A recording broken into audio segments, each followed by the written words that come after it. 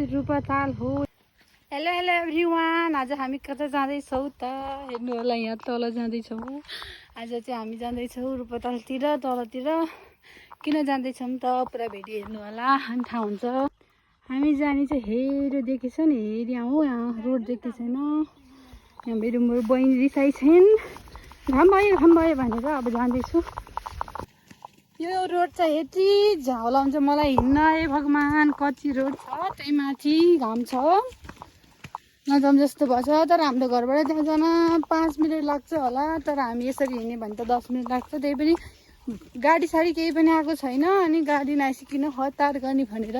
वा कस्तो राम्रो फुल, यो चाहिँ के हो थाहा गाइज? यो चाहिँ हामी सानोमा चाहिँ अगेरी खान्थ्यौँ अनि मुखभरि कालो बनाउँथ्यौँ के अगेरीको फुल हो। कस्तो राम्रो लाग्छ कि मलाई फेरि फुल देख्नै हुँदैन हेर्नु गाइज। अनि म चाहिँ फुल लगाएर फुलकुमारी हुँदै आइछु गाइज। घाममा हिँड्नुमा यस्तो राम्रो देखिन्छ कि अलि कालो भयो नि भयो सब, उसै कालो उसै कालो हो। मेरो बहिनीहरू नि यता हेर्छु त, hello same but different guys. यो चाहिँ हाम्रो रूपाताल हो, यो चाहिँ पुरै रूपाताल हो, उतासम्म छ। अनि यो चाहिँ हाम्रो खोला चाहिँ बजार, यता चाहिँ हाम्रो सुन्दरी डाँडा। अनि यस्तो घाम छ हेर्नु गाइज, गाडी आएको छैन। अब यहाँ गाडी यहाँ तल आउने हो, हामी चाहिँ यहाँ बस्ने सोच गऱ्यौँ। यहाँ गाडी भन्दा है मुढा पनि छ, यहाँ सिट पनि रहेछ अझै। म चाहिँ यहीँ बस्छु, बहिनी जहाँसुकै बस्छस्, आइरहनु चियर हो क्या। गाडी त्यहाँ आएन अनि यस्तो घाममा कहाँ गएर बस्नु होइन त।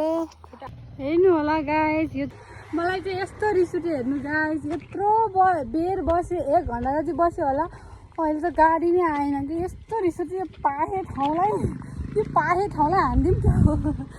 यो पाहे ठाउँलाई चाहिँ रिस उठिसक्यो।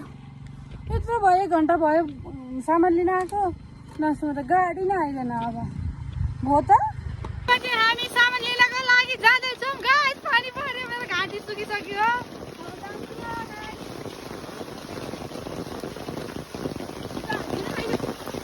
अब चाहिँ हामी सामान लिँदै जाँदैछौँ, यहाँ आइपुग्यौँ गाइस। अघि आएको ठाउँमा यस्तो पानी परेछ, यस्तो पानी परेछ हेर्नु गाइस। हेर्नु त कस्तो भएको, अन्त क्वालिटी लो भएर कस्तो कालो देखेको त्यस्तो त गाइस। हामी चाहिँ यो ठाउँमा आइपुग्यौँ, यस्तो पानीमा चाहिँ अझै पनि गाडी आएन।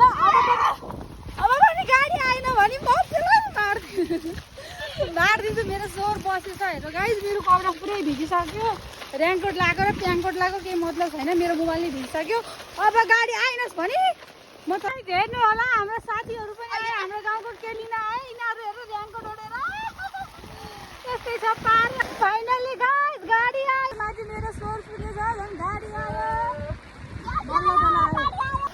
सामान आयो गाइस। फाइनली यही लिनको लागि हामी यत्रो बेर आएको। Bye bye. म चाहिँ घर आइपुगेँ गाइस, सबै कपडा रुचि हो, पछाडि पनि स्कुटी रुचि हो, तल पुरै चाहिँ कपडा फेरेको छु। Bye bye guys, thank you so much. Video हेरिदिनुमा लाइक पनि गर्न नबिर्सिनु होला। Bye by.